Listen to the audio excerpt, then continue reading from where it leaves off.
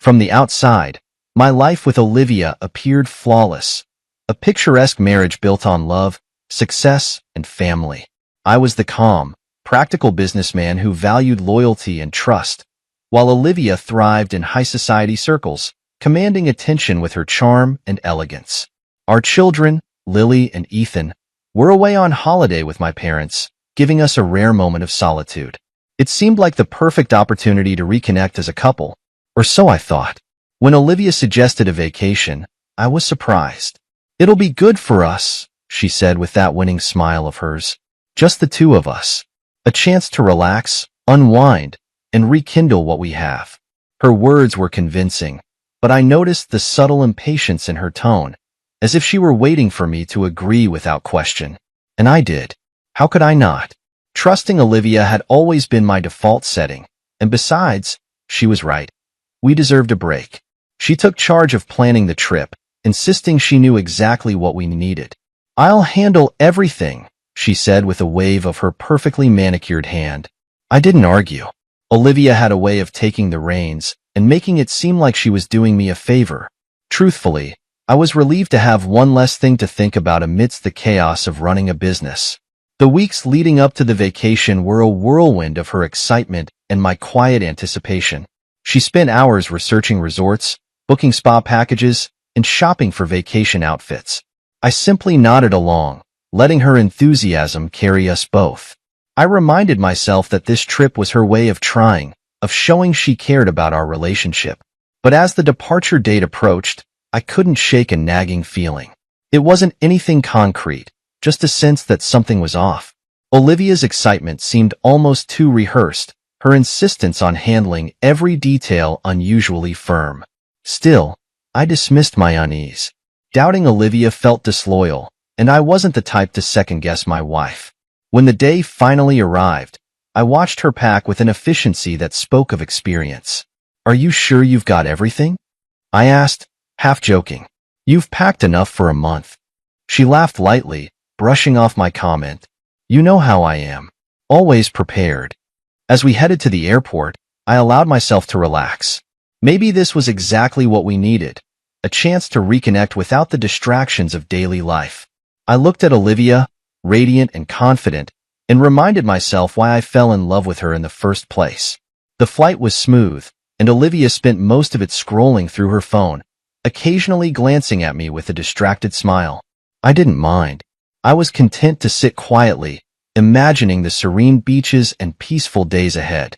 For once, I let myself believe that everything was as perfect as it seemed. When we arrived at the resort, Olivia's face lit up with excitement. "Isn't this stunning?" she gushed, gesturing to the grand entrance and the crystal-clear view of the ocean. I nodded, genuinely impressed. The place was luxurious, far beyond what I would have chosen for myself, but I didn't mind splurging if it made Olivia happy. As we checked in, she leaned into me, her voice low and conspiratorial. "This is going to be amazing, David. Just you wait." Her words felt reassuring, and I let my earlier doubts fade. For the first time in a long while, I felt optimistic.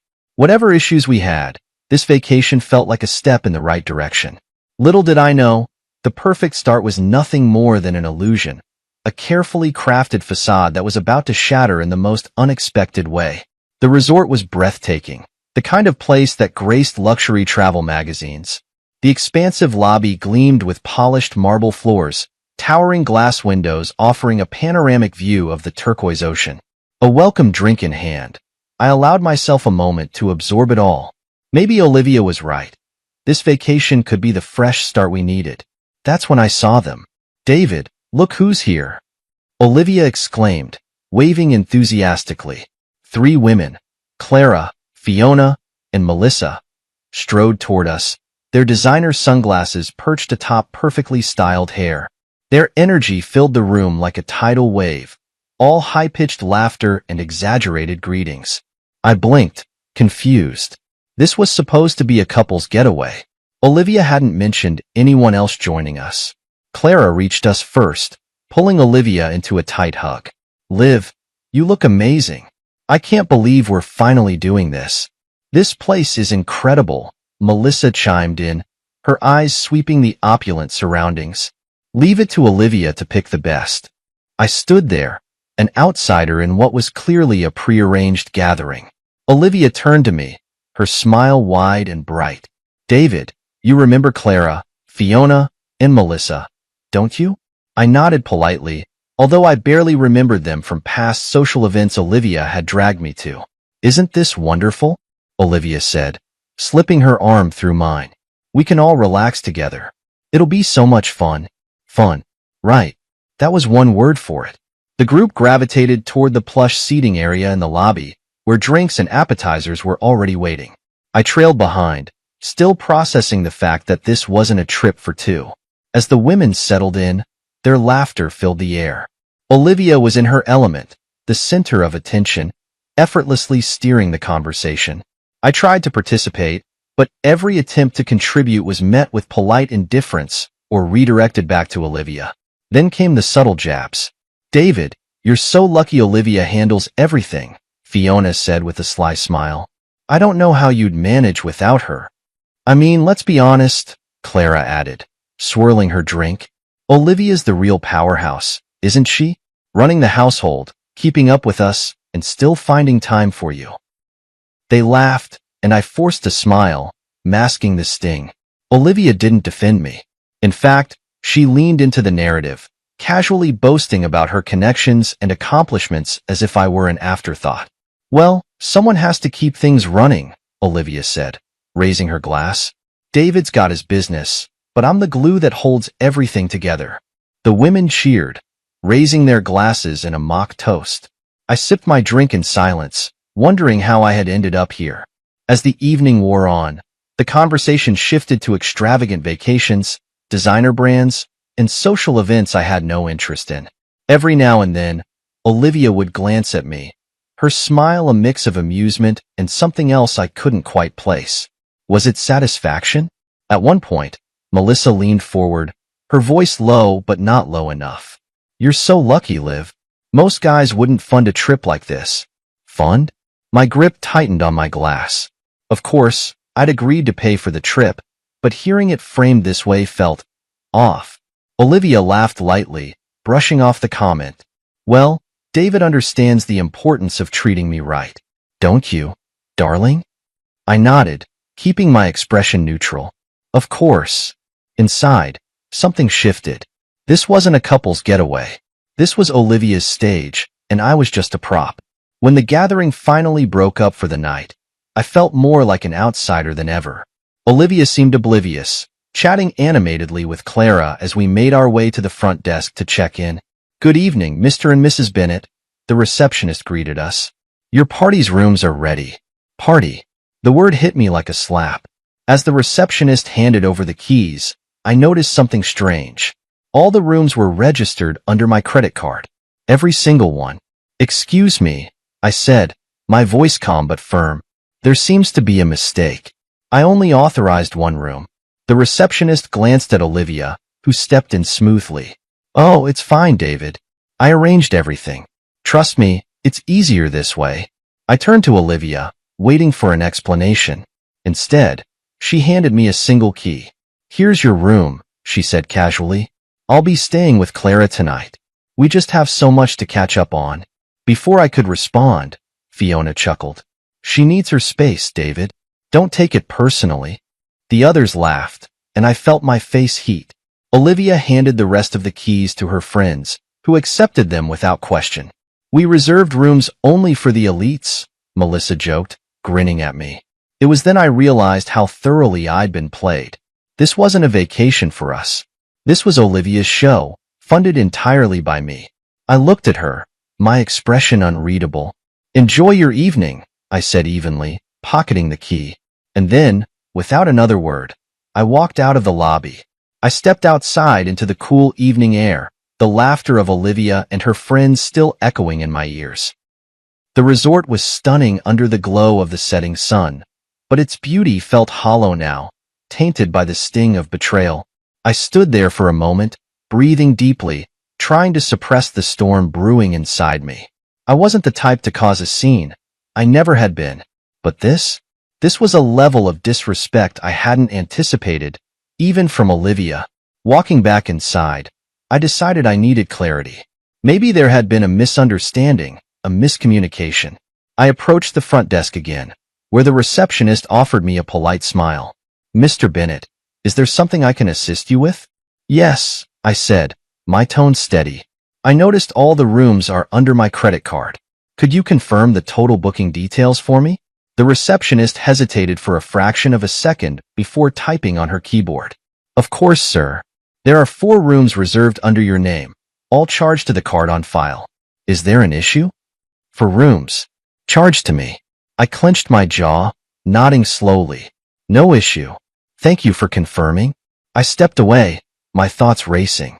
Olivia hadn't just invited her friends on this trip. She had funded their entire stay on my dime. And the fact that she hadn't bothered to mention it, that spoke volumes. Making my way to my assigned room, I tried to calm down. Maybe I was overreacting. Maybe Olivia had intended to tell me but had been waiting for the right moment. Maybe. I opened the door to my room, a standard suite that was perfectly fine but noticeably less luxurious than what I'd glimpsed in the other rooms during check-in. Another detail that didn't escape me. Dropping my bag onto the bed, I sat down and rubbed my temples. I needed to talk to Olivia, to hear her explanation. Even if I already had a sinking feeling, I knew exactly how this conversation would go. Gathering my resolve, I left the room and headed to the suite where Olivia was staying with Clara. The door was ajar, and their voices spilled out into the hallway. "David's probably sulking right now," Olivia's voice floated out, light and dismissive. Clara laughed. "You don't have to explain yourself to him. He's lucky to even be here. Honestly, Liv, you're too nice sometimes." "Oh, please," Olivia replied. "David's harmless. He knows better than to make a fuss. Besides, this is my trip. He should just be grateful I let him tag along." The laughter that followed hit me like a physical blow.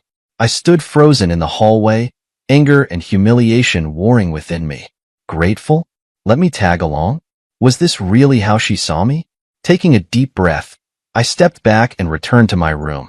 Confronting her in the middle of her little audience would only give her and her friends more fuel to mock me. No, I needed to think this through. Later that evening, Olivia returned to the room briefly, her expression casual, as if nothing had happened. "David," she said, her tone breezy, "I'll be staying with Clara tonight. You don't mind, do you?" I stared at her, my voice calm but firm. "Mind? Not at all. Enjoy your evening." She gave me a brief smile, clearly mistaking my composure for acceptance, and left without another word. As the door clicked shut behind her, I sat down on the edge of the bed, staring at the space she had just vacated. How had we gotten here? How had the woman I once loved and trusted turned into someone who could treat me with such disdain? The answer didn't come, but my decision did. The next morning, I packed my bags and checked out of the resort without a word to Olivia or her friends. As I handed the receptionist my room key, she looked surprised. "Leaving so soon, Mr. Bennett?" "Yes," I replied evenly. "Please ensure all remaining charges to my card are canceled immediately." The receptionist nodded, sensing the finality in my tone. "Of course, sir." Walking out of the resort, I didn't feel regret. I felt relief. Olivia had made it clear where I stood in her life, and I wasn't going to stay where I wasn't valued. I slipped my phone out of my pocket, opened my banking app, and began canceling every card connected to Olivia's spending. Then I made one more call, to my lawyer. "Mr. Bennett, how can I help you?" "I'd like to begin drafting divorce papers," I said, my voice steady. "Today." The drive home was quiet, the kind of silence that forces you to confront every thought, every doubt, every simmering emotion. I'd replayed the events of the past 24 hours over and over in my mind, each detail sharpening my resolve. Olivia's betrayal wasn't just about the money. It was about the lack of respect, the mockery, the complete disregard for the partnership I thought we shared. When I pulled into the driveway, the house greeted me like an old friend, a stark contrast to the false luxury of the resort. It felt good to be home, a place that had always offered me comfort and stability. But even this space now carried traces of Olivia's manipulation. I went straight to my office, shutting the door behind me. The room was my sanctuary, lined with bookshelves, and a large oak desk where I had made countless decisions that shaped my business. But this decision felt different. It wasn't about contracts or clients. It was about reclaiming my life. I opened my laptop and logged into our joint accounts. The numbers stared back at me, a grim reminder of how deeply Olivia had benefited from my trust. With a few keystrokes, I froze every account she had access to, ensuring she wouldn't be able to spend another dime without my knowledge. Next, I called the credit card company. The representative on the other end was polite, almost too cheerful for the gravity of what I was doing. "Yes, I'd like to cancel all cards associated with my account," I said, keeping my voice steady. "Immediately." "Of course, Mr. Bennett. Is there a specific reason for the cancellation?" "Fraudulent activity," I replied without hesitation. The word tasted bitter in my mouth, but it was the truth. Olivia had abused my trust, and I wasn't going to let it continue. Once the financials were secured, I turned my attention to the divorce papers. My lawyer, Rebecca, was efficient as always. "I'll have the first draft ready by tomorrow," she assured me. "Do you want to include any stipulations regarding the house or other assets?" "Yes," I said firmly. "The house stays with me, and I want to ensure custody arrangements are fair for the kids. They don't deserve to be caught in the middle of this." Rebecca agreed, her tone professional yet empathetic. "Understood. I'll make sure everything is in order." By the time I hung up, the weight on my chest had lessened slightly. I was taking control, piece by piece, and it felt empowering. Meanwhile, I imagined Olivia back at the resort, basking in the glow of her so-called freedom. She probably hadn't even noticed I was gone yet. Or maybe she had, and she was too proud to care. Either way, she would soon realize the consequences of her actions. As the day turned into evening, I allowed myself a rare indulgence, a quiet dinner alone, free from the tension and performative conversations that had become the norm with Olivia. I poured myself a glass of wine, savoring the peace that had been absent for far too long. The next morning, I checked my phone. As expected, there were no messages from Olivia. It was almost laughable. Here I was, her husband, the man who had funded her lavish lifestyle, and she couldn't even bother to check in. Around noon, my phone buzzed. Not a call, but a notification from one of the credit cards I'd canceled. Olivia was trying to use it. A smile tugged at the corners of my mouth as I imagined the scene.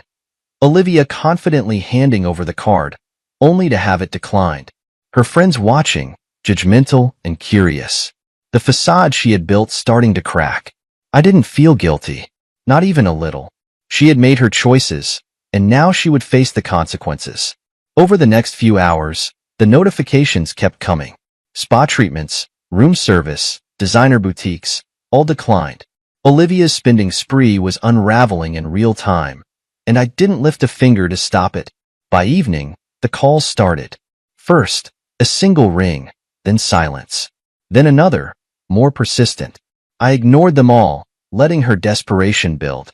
Finally, I turned my phone off entirely, sinking into the couch with a sense of satisfaction I hadn't felt in years. Olivia thought she could control me, manipulate me, but she was wrong. This wasn't the calm before the storm. The storm had already begun, and Olivia was about to realize just how much damage it would cause. The call started early the next morning. My phone buzzed relentlessly, the screen lighting up with Olivia's name over and over again. I let it ring, savoring the irony. For years, I had been the one reaching out, trying to bridge the gaps between us, only to be dismissed or ignored.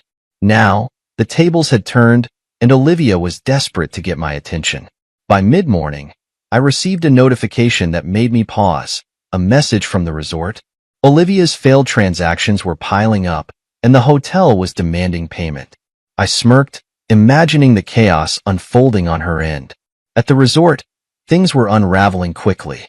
Olivia and her friends had continued their indulgent lifestyle, oblivious to the financial storm brewing. They ordered extravagant meals, booked spa packages, and even planned a private boat ride, all under the assumption that my money would cover it. But reality struck hard when the first card was declined. "What do you mean, declined?" Olivia asked, her voice loud enough to turn heads in the elegant dining hall. The waiter shifted uncomfortably, holding out the receipt. I'm sorry, ma'am. The payment didn't go through. Perhaps there's another card you'd like to use? Fiona leaned over, her expression incredulous. Are you serious? This is Olivia Bennett we're talking about. Just run the card again. I've already tried, ma'am, the waiter replied, his tone apologetic but firm. Olivia's confidence faltered as she handed over a second card. Another one linked to me. The waiter returned moments later, shaking his head. Declined, he said simply. The laughter and chatter at their table died, replaced by an uneasy silence. Clara was the first to break it. Olivia, what's going on? Olivia forced a smile, waving off their concern. It's just a mistake. David must have moved some things around. I'll sort it out. But as the hours passed and more transactions failed, the cracks in Olivia's facade grew wider. Resort staff approached her with increasing urgency, their polite professionalism giving way to firm demands for payment. Back home, I monitored the situation from a distance, my phone lighting up with alerts each time Olivia tried to use a card. It was like watching a slow-motion train wreck, and I couldn't look away. By the end of the day, Olivia's desperation reached its peak. She called me again, her voice strained when I finally answered. David, she began, her tone laced with forced calm. There seems to be an issue with the credit cards. The resort staff is saying they're declined. Can you check on that for me? I leaned back in my chair, letting the silence stretch before answering. I already know, Olivia. Her breath hitched. What do you mean? I mean I canceled them. All of them. The line went silent for a moment. Then her voice returned, sharp and accusing. You canceled them? Why would you do that? Why? I repeated, my voice calm but icy. Because I'm done, Olivia. Done funding your games, your lies, and your ego. You've taken enough from me, and it stops now. You're overreacting, she said, her voice rising. This is just a misunderstanding. You didn't need to humiliate me like this. I laughed, a cold, humorless sound. Humiliate you? That's rich coming from the woman who brought her friends on a trip I paid for and mocked me in front of them. No, Olivia. This isn't humiliation. This is justice. Before she could respond, I ended the call, cutting off whatever excuse or manipulation she had prepared. Back at the resort, Olivia's world continued to crumble. Clara and Fiona, once so eager to bask in her glow, began to distance themselves. Olivia, what's really going on? Clara demanded. You said you had everything under control. Now we're stuck with unpaid bills and no way to cover them. Fiona crossed her arms, her expression sour. Were you lying about being the breadwinner? Is David the one paying for everything? Olivia's temper flared, but she couldn't deny the truth. It's not like that, she insisted. David's just being difficult. But her friends weren't convinced. The bond they had shared, if it could even be called that, was disintegrating under the weight of Olivia's deception. As the resort staff continued to press for payment, Olivia realized she had no choice but to face the consequences. She tried calling me again, but I ignored every attempt. Later that evening, she received another blow. A resort employee approached her in the lobby, handing her an envelope. What's this? She asked, opening it with trembling hands. The words, divorce petition, stared back at her in bold letters. Her friends, who had gathered nearby, looked over her shoulder in stunned silence. The humiliation was complete. Olivia, Clara said after a long pause, her voice filled with a mix of pity and frustration. You've really done it this time. And for the first time in years, Olivia was left truly alone. It had been 2 days since I'd left the resort, and I'd stayed true to my decision to cut Olivia off entirely. My phone sat on the kitchen counter, its screen lighting up sporadically with Olivia's name, but I ignored each call. By now, the divorce papers I had arranged would have been delivered, and I could only imagine her reaction when she opened them. It didn't take long for the fallout to reach me. Later that evening, as I sat in my office reviewing documents, my phone buzzed relentlessly. At first, I thought it was Olivia, but when I glanced at the screen, I saw an unfamiliar number. Against my better judgment, I answered. David Bennett, I said curtly. Mr. Bennett, this is Karen from the Riviera Resort. The voice on the other end said politely. We're reaching out regarding an urgent matter involving your wife and her party. It appears there are unpaid charges for their stay, and they've informed us you are the account holder. I suppressed a laugh, leaning back in my chair. Karen, I'm not sure what Olivia told you, but we're no longer in a position where I'm responsible for her expenses. In fact, I've taken steps to ensure I'm not. Karen hesitated, clearly unsure how to proceed. I understand, sir, but the charges are significant. We were hoping to resolve this amicably. I have no doubt, I replied, my tone cool. But Olivia and her friends are adults. They can figure it out. Good luck. I hung up, shaking my head. Olivia had always relied on me to clean up her messes, but those days were over. Back at the resort, Olivia's world was falling apart. After the divorce papers were delivered, the resort staff refused to wait any longer for payment. They demanded immediate action, threatening to involve local authorities if the balance wasn't settled. David can't do this, Olivia fumed, pacing the lobby. She clutched the divorce papers in one hand, her phone in the other. He's being petty. He'll cave. He always does. But the resort manager wasn't interested in her personal drama. Ma'am, this is a business matter. We require payment in full before your party can continue to use our facilities. Clara, who had been silently observing the spectacle, finally snapped. Olivia, what is going on? First, the cards are declined, and now we're being told the bills haven't been paid? You said you had this covered. Fiona, never one to hold back, chimed in. You lied to us, didn't you? All that talk about being the breadwinner. It's all David's money, isn't it? Olivia glared at them, her composure cracking.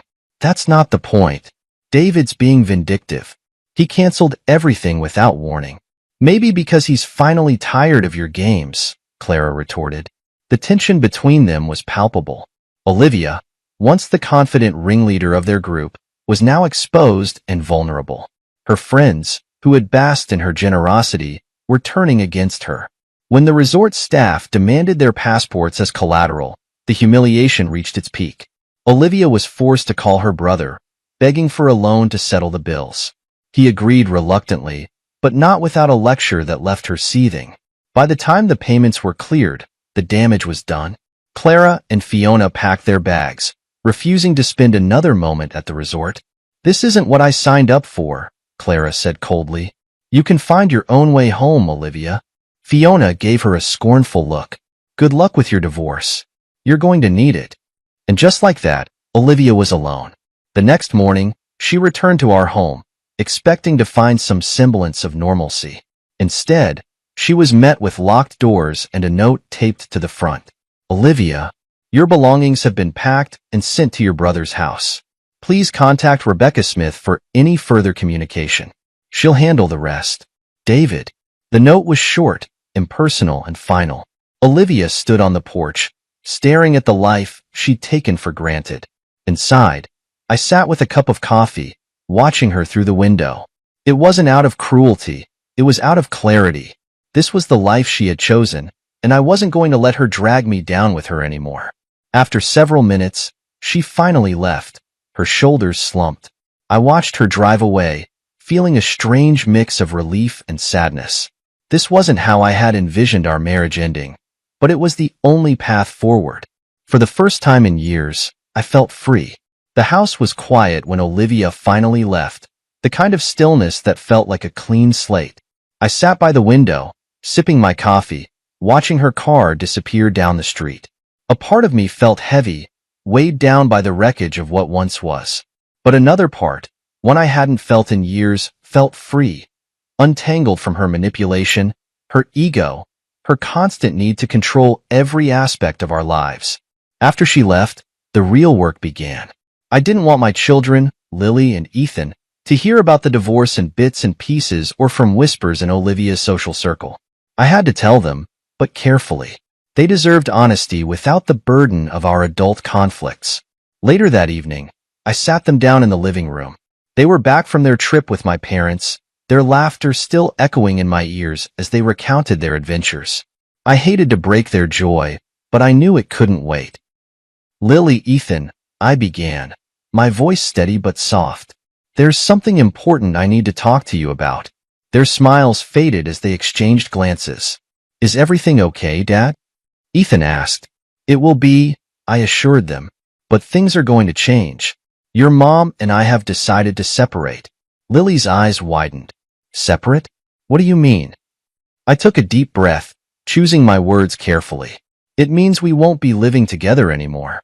Your mom and I have had some problems for a long time, and this is the best decision for all of us." "But why?" Lily's voice cracked, her young mind struggling to grasp the complexity of adult relationships. I leaned forward, meeting their eyes. Sometimes, even when two people care about each other, they realize they're not happy together. It's no one's fault, and it doesn't change how much we love you. Ethan frowned, his brow furrowed in thought. "So, Mom's leaving?" "Yes," I said gently. "She's staying with your uncle for now. You'll still see her, and she'll always be your mom. That will never change." Lily sniffled, and I reached out to hold her hand. "I know it's hard to understand right now, but I promise, we'll get through this together.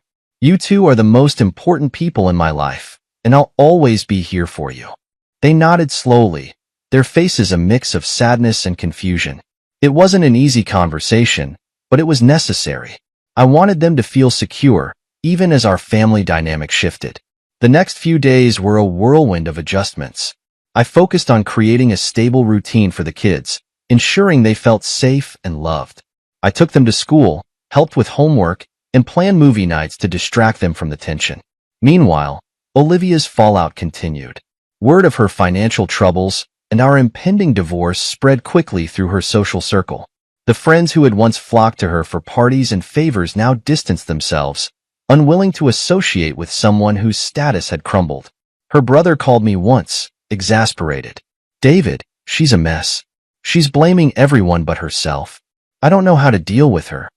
I sighed, leaning back in my chair. "She'll have to figure it out. I've done all I can." "Do you think she'll change?" he asked. I hesitated. "I don't know. That's up to her."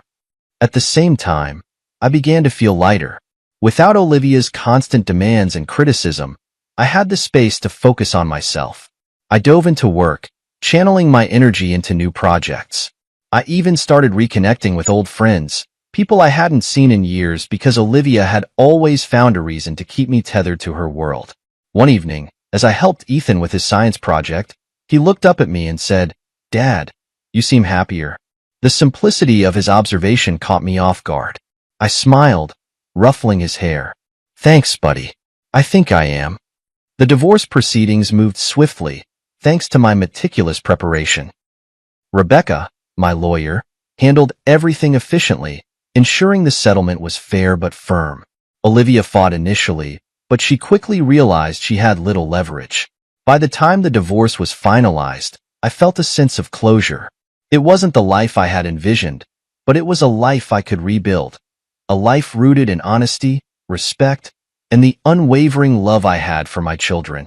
As for Olivia, her isolation grew.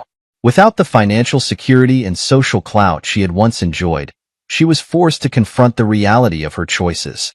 Whether or not she would learn from them remained to be seen. But that was no longer my concern. I had my children, my peace, and a future that felt bright for the first time in years. The fallout was over, and in its place was the promise of a new beginning.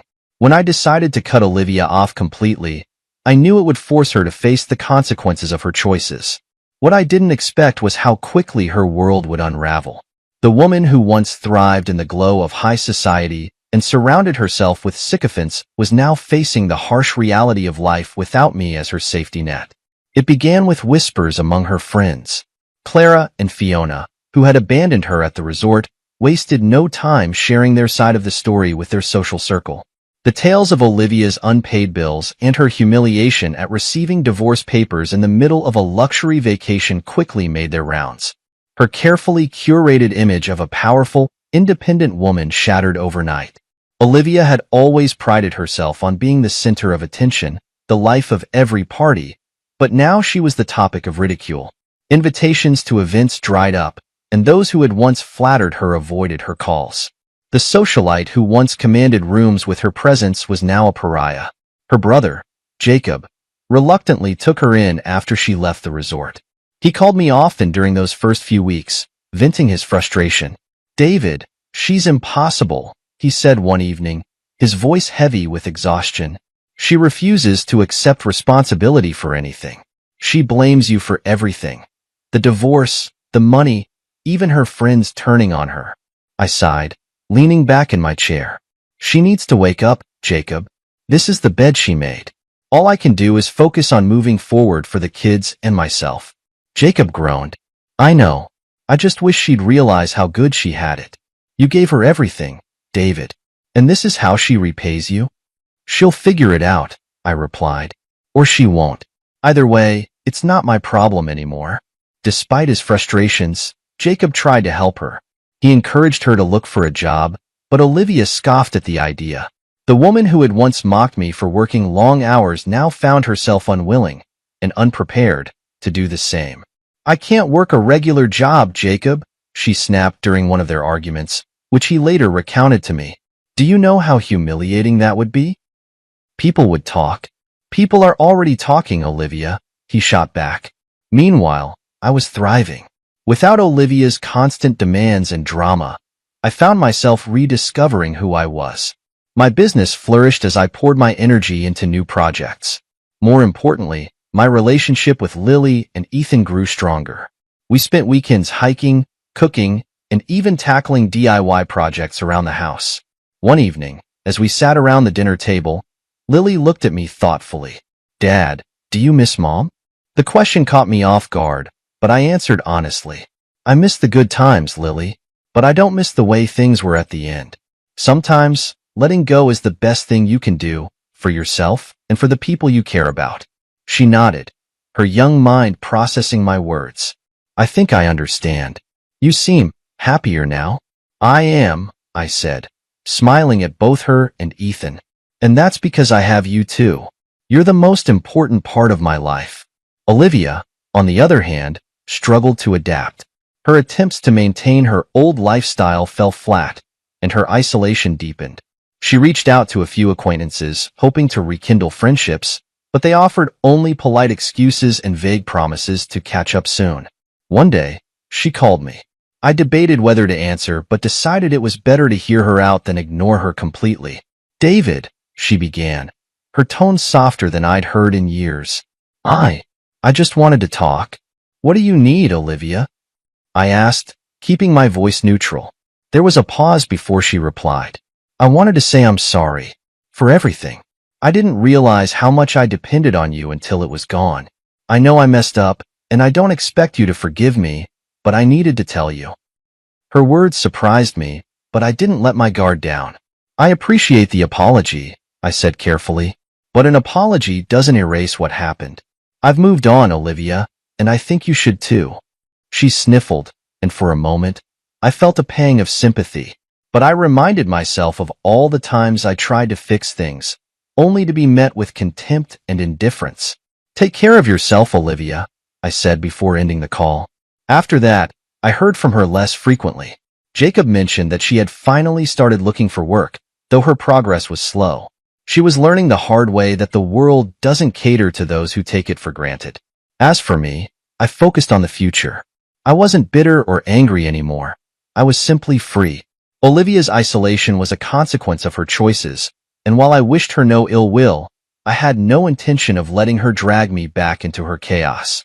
Life without Olivia was quieter, simpler, and filled with opportunities one hadn't realized I was missing. For the first time in years, I was truly at peace.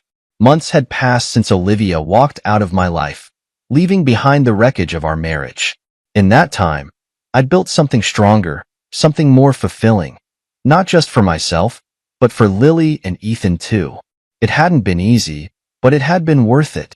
Olivia's apology lingered in my mind. Her voice, so uncharacteristically soft, had struck a chord in me.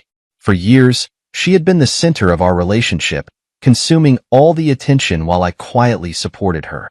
Hearing her admit fault was unexpected, but it wasn't enough to undo what had been done. One afternoon, as I worked in my home office, my phone buzzed. It was Olivia. I hesitated, then answered. "David," she began, her voice hesitant. "I wanted to ask if we could meet." Just to talk. In person. About what? I asked, careful not to let my guard down. Everything, she said. I need to apologize properly. Please. After a long pause, I agreed. All right. Tomorrow, at the cafe near the park. Noon.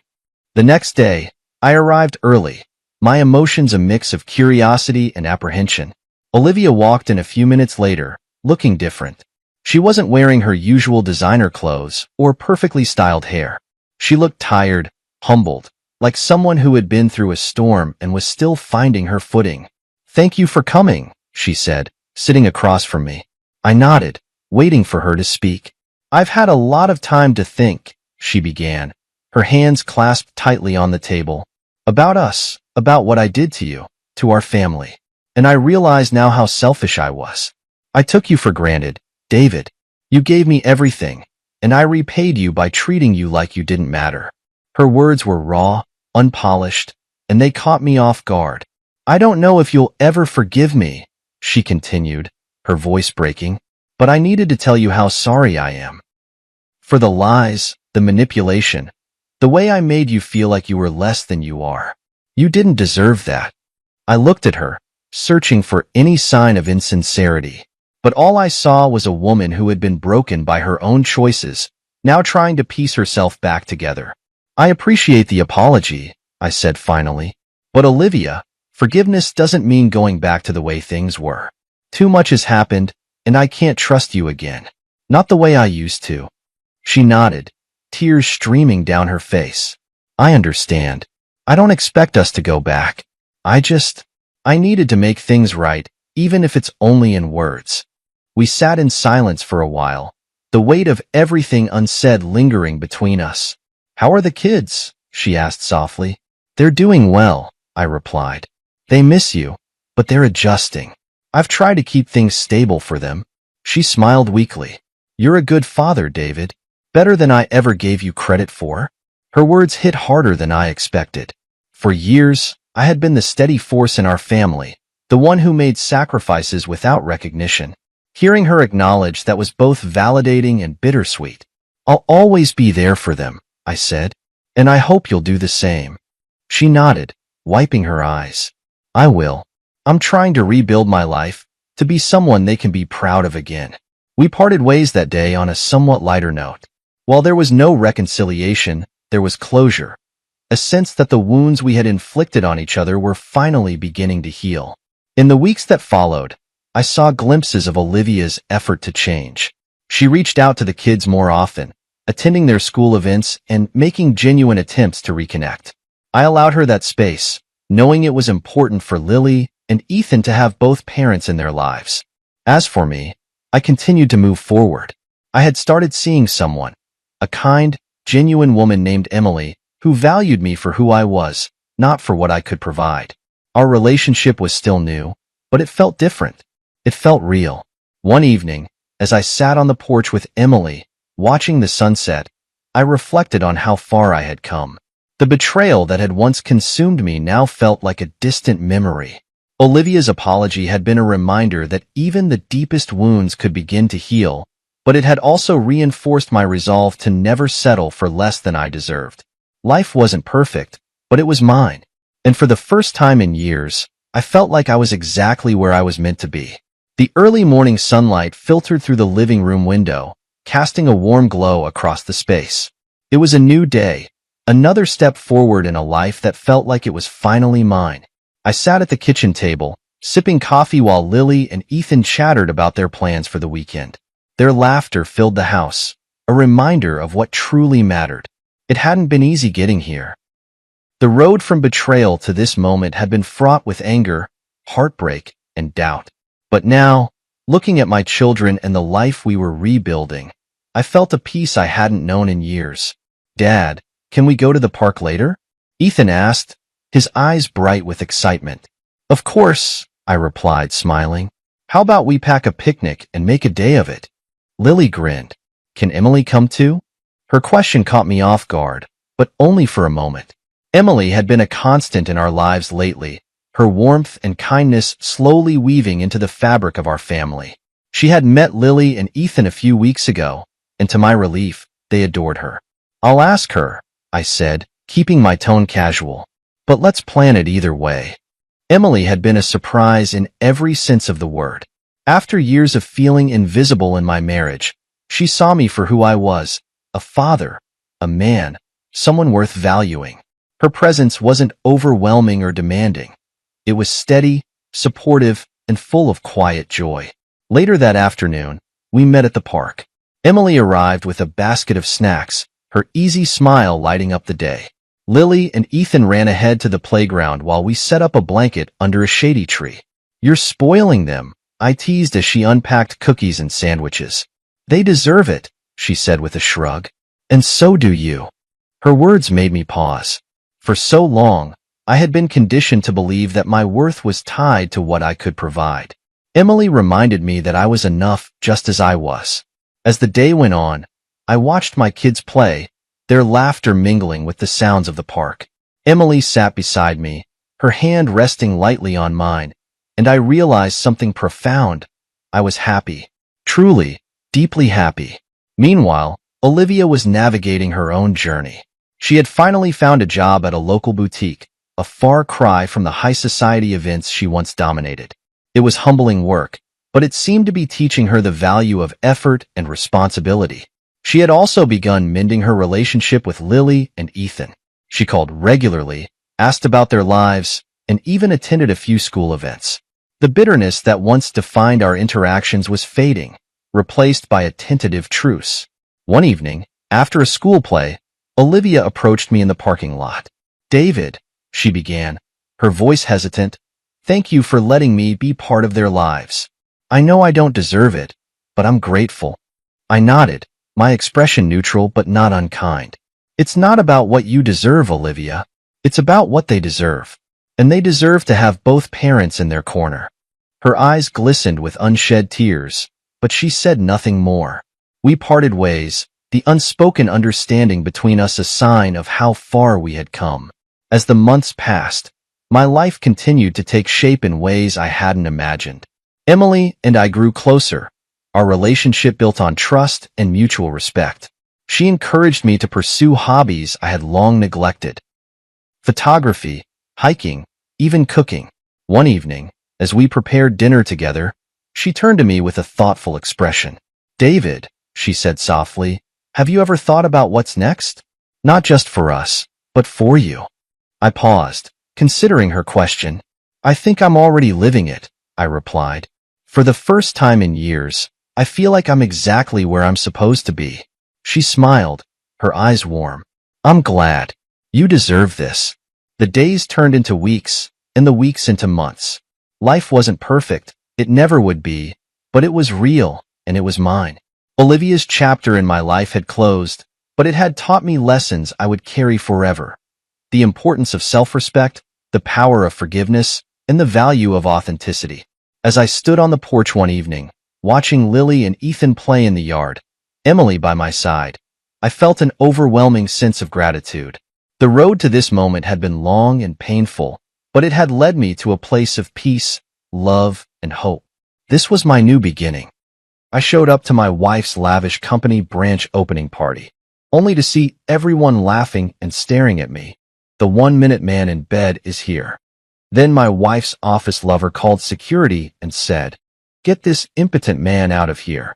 So I walked away, quietly canceled every payment, party, trip, and pulled out my 70% company share, $97 million worth. Minutes later, my phone lit up with 56 missed calls, and someone showed up at my door. I stepped into the gleaming foyer of the branch opening in my perfectly pressed navy suit, heart pounding like a drumbeat against my ribs. In my hand, I held a small, neatly wrapped box, just a token of pride and support for Mira. I'd helped build this company from the ground up, pouring my evenings into balance sheets and lending her the quiet confidence she wore on magazine covers. I hadn't been on the guest list, but I'd arranged surprise proposals, secured investors, even negotiated the lease for this very space. Tonight was meant to be her moment. I was the surprise. The music in the hall sputtered and died the moment I crossed the threshold, as though every chord had been rewound. A hush swept over the crowd, and then laughter exploded like shattering glass. My skin prickled. Someone, one of her new team members, I guessed, yelled, "Look who's here, the 1-minute man in bed." A roar of cruel delight followed that jibe. My gift slipped in my hand. I caught it before the paper tore, but the tremor in my fingers spread to my elbows and knees. I froze, feeling the blood drain from my face. Mira stood at the head of the ballroom, in front of a backdrop emblazoned with her name and the company logo. Her gaze flicked to me for an instant. Hurt, shock, something unreadable, then cut away as if I didn't exist. My breath hitched. A flicker of desperation urged me to speak, to salvage the moment, to demand respect. But I didn't. I watched her shoulders tighten, the way she held the microphone as though it were a shield. Dorian, her office lover, stepped forward from the side, lips curving into a triumphant smirk. "Security," he said, loud enough that everyone could hear. "Get this impotent man out of here." The reverberation of his command kicked me in the gut. I felt the weight of every person's stare, 100 pairs of eyes like needles pinning me to the polished marble floor. In that instant, I understood how completely I had vanished from her world. I was no partner, no equal, just a stain on her perfect evening. 2 burly security guards materialized at my elbows. Their hands were firm on my arms, fingers wrapped in gloves that were colder than steel. They steered me forward, away from the crowd's murmurs and chuckles, past rows of white-draped tables and crystal chandeliers. Every step took me farther from the man I had been. The quiet keeper of spreadsheets and midnight coffee runs, the one who built office systems while she cultivated her personal brand. In a twisted irony, I realized the only role I was allowed now was the invisible outsider. I didn't resist. What could I say? "I'm hurt. I love you." The words felt as hollow as the applause that greeted her speech once I'd been led away. I gave one backward glance at the throng of supporters and investors gathered under soft floodlights, their expressions ranging from awkward embarrassment to gleeful satisfaction. Myra's face shone in the spotlight. Her eyes didn't meet mine. I wondered if she'd rehearsed this public disavowal with Dorian, plotted the timing so the announcement and the insult would land together like a hammer. Outside, the cool night air slapped me awake. On the steps of the venue, I paused, still in my suit and tie, the gift clutched as tightly as a lifeline. Lights from the street lamps splintered across the pavement, but they offered no clarity, only harsh illumination of the boxed present, now a symbol of my failure. I breathed in the cold, tasting resentment and disbelief. My jaw ached from holding back the retort I never voiced. Shame wove through me like a bitter perfume. I shuffled down the sidewalk, my shoes clicking in rhythm with my heartbeat. The city felt indifferent to my humiliation. Cars hurried by. Couples strolled arm in arm. Neon signs flickered announcements of convenience stores and cafes. Each step peeled away another layer of my composure until all that remained was a hollow echo of disappointment. I hadn't even argued when they ushered me out. Pride and grief warred for dominance inside me, but neither could break free. By the time I reached the curb, I realized I was still holding the gift. The wrapping paper was intact, but the ribbon lay twisted and uneven. I sank onto a low stone wall, sliding down until I was perched at its edge. The package rested in my lap, a small bright promise that felt meaningless now. I stared at the little bow, at the neat edges of the box, wondering if I should toss it into the gutter or hold on to it like proof that I still cared. My phone buzzed in my jacket pocket, but not with Myra's name on the screen. Just a string of business notifications, reminders that my own company files awaited my attention. A text from an investor popped up. "Congrats on tonight's launch, Mira," followed by a smiling emoji. I let the phone slip from my hand, the screen lighting up the asphalt before the device skidded to a stop. I didn't chase it. I sat there, silent and still, feeling the weight of that cruel phrase echoing in my mind. 1-minute man. The insult stung, but it wasn't only about sex. It was about worth, about power, but most devastatingly, about love. They had stripped me of my dignity in front of everyone who mattered to her. I closed my eyes and felt the ache of rejection slide between my ribs, nestling there like a shard of glass. I wasn't angry yet. I was too stunned. I lifted the gift and held it against my chest, as if it might protect me from the truth, that in her brand new world, I no longer had a place. I sank onto the cold bench outside the gleaming branch opening, the neatly wrapped gift still resting in my lap like a fragile promise I couldn't deliver. Streetlights spilled pools of amber across the pavement, casting long, wavering shadows that flickered like ghosts of every memory I'd built with Mira. My shoulders slumped, and the weight of that small box felt heavier than any burden I'd carried for the company. I traced the edge of the ribbon with a fingertip, imagining how she might have unfurled it, cracked open the paper, and found the delicate bracelet inside, a simple silver link engraved with her initials. Instead, I sat alone, the night air crisp against my skin, and listened to the silence of a phone that ought to be buzzing with her apology. My phone did buzz, but not with her name. The screen lit up with a string of automated notifications, stock reports, reminders of upcoming board meetings, half-read emails from investors. None bore the warmth of her voice or the familiarity of a heartfelt text. I stared at the blank space where her reply should have been and felt the ache of betrayal twist in my gut. The laughter from inside the event still echoed in my ears. Harsh, triumphant, dismissive. Impotent man, they'd called me. It wasn't merely a taunt about my body. It was a declaration that I was useless, invisible, unworthy of the life we'd shared. The knowledge cut deeper than any insult I could have hurled at them. I closed my eyes and let my mind drift back to the early days, when Mira and I were a team united by vision and trust. I remembered late nights scattered across spreadsheets, her soft laughter drifting through the home office as she drafted marketing copy. I'd proofread while she sketched logos, offering quiet encouragement when she doubted her own brilliance. I financed our first lease, secured the series of seed investments, negotiated vendor discounts for her prototypes. Every crucial corner of that company bore my fingerprints, though the public face belonged to her. In her speeches, she'd extolled the virtues of innovation, the spirit of entrepreneurship, never once acknowledging the silent architect behind the scenes, me. It wasn't resentment I felt in that moment on the bench. It was grief. The grief of realizing that every sacrifice I'd made, every sleepless night spent securing lines of credit, had been taken for granted. I pictured the unopened gift tucked away somewhere inside that building, lying neglected on a satin cloth or a mahogany desk, as she basked in applause atop her platform. Anger flickered at the edges of my thoughts, but it was cold and distant. What warmed my chest was determination. I couldn't force her to open that box, but I could open a new chapter for myself, one in which my worth wasn't tied to someone else's validation. I exhaled, and a plume of breath drifted into the night. I pressed the gift against my heart, closed my fingers around it, and felt its reassuring solidity. The ribbon slipped through my grasp as I untied it, the paper glinting silver under the lamplight. My first instinct was to peek inside, to reclaim the moment I'd lost.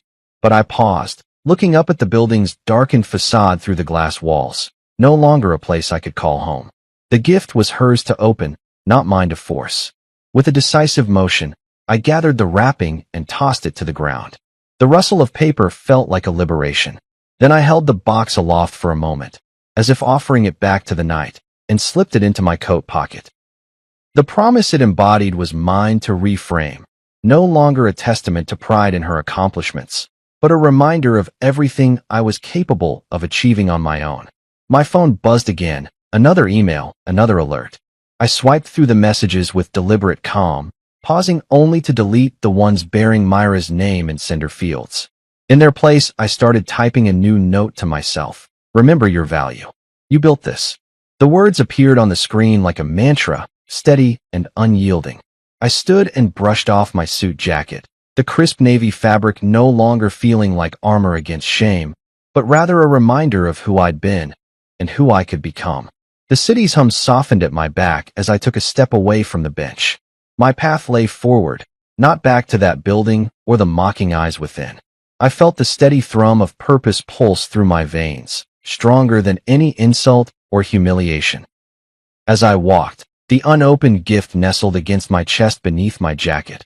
I realized that the true power lay not in exposing someone else's wrongdoing, but in reclaiming my dignity on my own terms. No longer the silent supporter, I would become the architect of my own destiny. Mira could keep her empty stage. I was heading toward a future where respect wasn't borrowed. It was earned through action and integrity. By the time I turned the corner onto the quieter street, the gift no longer weighed me down. Instead, it reminded me that kindness endured beyond rejection, that generosity could flow in every direction. I pocketed my phone, squared my shoulders against the night breeze, and began to carve out a new narrative, one where I would claim the applause that had always been rightfully mine. I returned home that evening with the gift still tucked in my coat pocket, a silent testament to the pride I once felt. The streetlights flickered as I climbed the steps to our front door, and each creak in the old wood underfoot echoed the fractures in my life. Inside, the apartment was dark and empty, save for the cold glow of the city skyline through the curtains. I set the gift on the coffee table, then moved to my desk where a neat, unassuming folder lay waiting, the one I had kept meticulously updated over the years. I flipped on the lamp and opened the folder to the first page, a printed invoice from our earliest days, dated nearly a decade ago. The currency conversion rate was scribbled in the margin, and my handwriting marked the cost of licensing fees I'd negotiated on Myra's behalf. I traced the faint pencil strokes, recalling how I had offered my savings to fund her vision when no bank would lend us a dime. My chest tightened at the memory of handing over that down payment, barely daring to hope it would become more than a gamble. I rifled through the stack. Wire transfer confirmations, digital prints of bank statements showing six-figure amounts wired from my personal account into the company's operating fund, emails with heads of wealth management praising my credit line. 70% of the capital had come from me. I remembered the late nights huddled in coffee shops, counting the dwindling funds, calculating whether we could afford another round of prototype tests.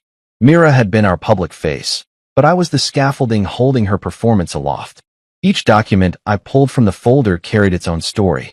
There were copies of the convertible notes I co-signed, the promissory notes I drafted to secure short-term loans, spreadsheets I built to track burn rates. I even found the insurance policies I arranged to cover product liability, dedicating hours to negotiating premiums so that our fragile startup wouldn't crumble under legal scrutiny. I flipped through every page, feeling the weight of my contributions accumulate like layers of sediment, each sheet a sedimentation of my sweat and faith. Then I reached the tax filings. My name appeared on every K-1 distribution statement, my social security number entwined with the company's EIN. I recalled the meeting when I had insisted we file as an S-corporation to maximize her personal brand's tax efficiencies, the arguments we had about dollars saved versus dollars earned. Mira had waved away my concerns, trusting me to handle the minutiae while she dazzled investors on stage. Now it struck me how invisible I had been in her success story. I closed the folder gently and opened my laptop. A blank spreadsheet waited for me, columns labeled date, description, amount, account, notes. I began entering figures. The $250,000 seed round I funded, the $1. 2 million Series A wire I initiated after negotiating a valuation I deemed fair, the $500,000 bridge loan I underwrote when investors balked. As I typed each line, the numbers formed a ledger of my devotion, a ledger that should have warranted respect, but instead became ammunition for public humiliation. A new folder lay beside me, its flap fresh and crisp. On it, I printed a bold label. Final. The word felt good on my tongue, heavy with promise. I reassured myself that this folder would mark a turning point. I poured another cup of coffee and spread the chart printouts on the desk, arranging them into stacks by year. There was a certain poetry in seeing the trajectory of commitment drawn in bar graphs and pie charts, a visual testament to every sleepless night and every penny risked. I paused and looked out the window. The city lights shimmered like a constellation of opportunities yet undiscovered. The receipts and invoices were more than proof of loan agreements. They were proof of my capacity to create, to endure, to build. They reminded me that my worth was not measured by applause, but by the integrity of my actions. My throat tightened with gratitude for the experience, even as it trembled with the sting of betrayal. With deliberate care, I placed each document into the new folder, my fingers brushing embossed labels and printed ink. When the last sheet slid inside, I snapped it shut. It was compact, but it contained the sum of my partnership in the company that had turned its back on me. I laid the final folder atop the original one, as though stacking the old chapters beneath this new resolution. I leaned back in my chair, clutching the folder to my chest. A slow, sure sense of calm washed over me. I realized that the humiliation I had endured could fuel my next chapter. The receipts were a weapon not of vengeance, but of self-assertion, a reminder that I possessed the skills, the capital, and the tenacity to begin again. The gift on the coffee table caught my eye. I rose and retrieved it, lifting the ribbon to inspect the box.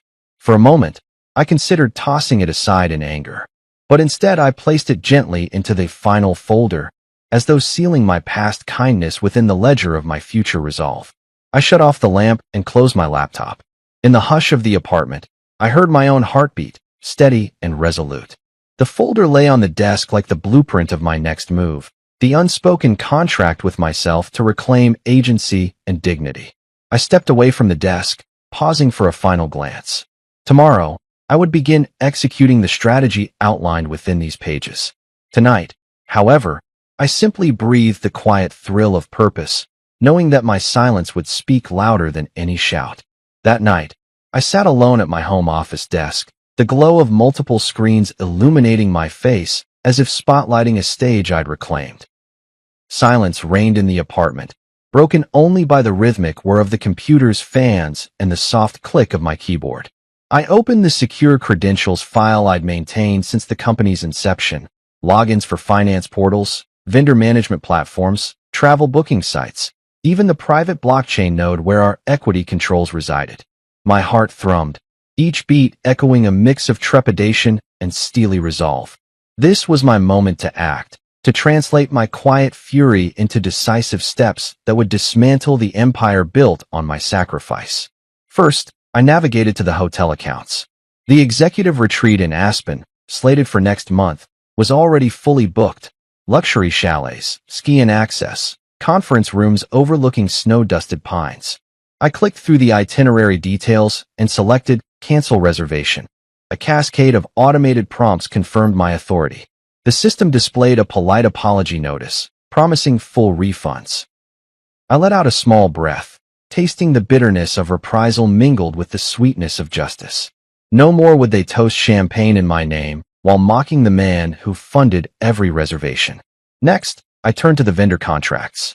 I accessed the procurement portal and located the executive lounge renovation at their flagship headquarters. Marble flooring, custom cabinetry, a sculptural reception desk. I marked the contract, terminate, then sent the official notice. At the same moment, I canceled 3 catering agreements for the gala dinners, stopped payment authorizations for the branded swag shipments, and retracted our commitment to a 5-year audiovisual service contract. Each cancellation triggered an email, terse notifications that didn't know the full story. I pictured the panic that would ripple through her team when they realized their polished events and white-glove services had been yanked away, leaving bare walls and empty plate carts. With the operational cutbacks in motion, I shifted to shareholder rights. I opened the equity management dashboard, where the cap table glowed with the distribution of shares. Mira owned a significant portion, Dorian a smaller slice, and I held the largest block. I activated the emergency freeze function, a feature I'd insisted upon during the company's founding precisely for moments like this. Instantly, the $97 million funding pool under my control locked down. All pending fund disbursements halted. Venture capital deposits remained in limbo. A confirmation dialog appeared. Funding pool successfully frozen. I stared at those words, feeling the thrill of power surge through me as though I'd pulled the lever on a giant vault door. I leaned back in my chair, fingertips brushing the cool metal of my desk lamp. My reflection in the dark window looked different. Eyes more focused, shoulders less weighed by doubt. I considered the dawn's board meeting, when news of the freeze would spread like wildfire. I imagined Myra's face when she realized the capital she'd trumpeted in press releases was now locked away, inaccessible. I imagined Dorian's bravado fading when he saw his own compensation and expense accounts suspended. I had been invisible for too long. Now I would be undeniable. Still in the glow of my victory, I drafted a concise notification to the board, signed with my formal digital signature. Effective immediately, pursuant to Section 7.3 of the Shareholders Agreement, I am exercising my right to freeze the designated funding pool. Further details available upon request. I didn't gloat, didn't elaborate.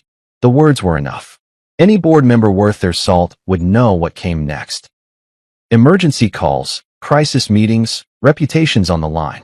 I saved the email as a draft. I would send it at sunrise, timing it to coincide with the open of business in New York. I shut down the travel and procurement tabs and reopened the company's main financial portal. I reviewed the cash flow statements.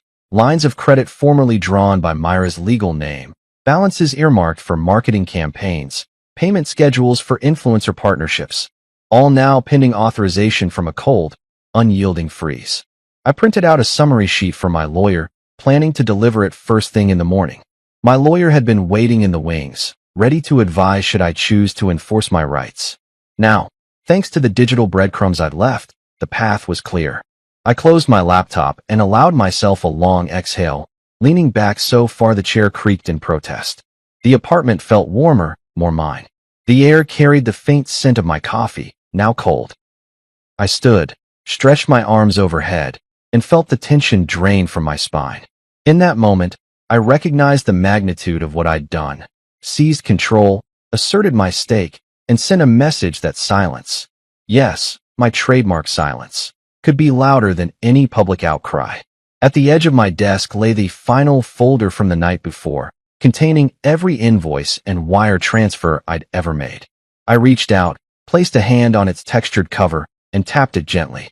It felt solid, like the foundation beneath my feet. I would move forward with this document as both armor and blueprint. Before leaving the office, I retrieved my phone and composed a brief text to Marla, Myra's assistant. Morning. You and I need to talk. I didn't elaborate. She would sense the gravity. Then I locked my phone and slipped it into my pocket, heading toward the bedroom. As I crawled under the sheets, fatigue washed over me in heavy waves. Yet beneath the exhaustion, excitement shimmered. I had disrupted their world at the very core. I had reclaimed agency over my own life and finances. Tomorrow would bring chaos for them, but for me, a calm dawn of autonomy. I drifted to sleep with the hum of the city outside my window, a lullaby to accompany a man unbowed, unbroken, and ready to forge his own destiny. Morning light filtered through the hotel curtains, painting soft gold stripes across the rumpled sheets. For a moment, I lay still, listening to the distant hum of traffic below and the faint click of a hallway door. My phone lay silent on the nightstand, but I already knew what awaited me. An avalanche of missed calls and messages that would shatter the precarious calm I'd carved for myself. I steeled my resolve and sat up, swinging my legs over the edge of the bed. My suit jacket hung on a chair beside the desk. I shrugged into it, the fabric snug against my shoulders, and patted the inside pocket where I kept a copy of the board notification. From here onward, everything would happen on my terms. I reached for the phone. 56 missed calls glared at me, a retrospective on the chaos I'd unleashed. Mira, Dorian, Marla, my lawyer, and even a handful of numbers I didn't recognize. Name after name insisted on explanations. A string of voicemails ran longer than I cared to listen, pleading apologies, stammering questions, frantic promises. I let the screen settle on the voicemail list and tapped delete. Each press felt like another step away from the man they thought they could break.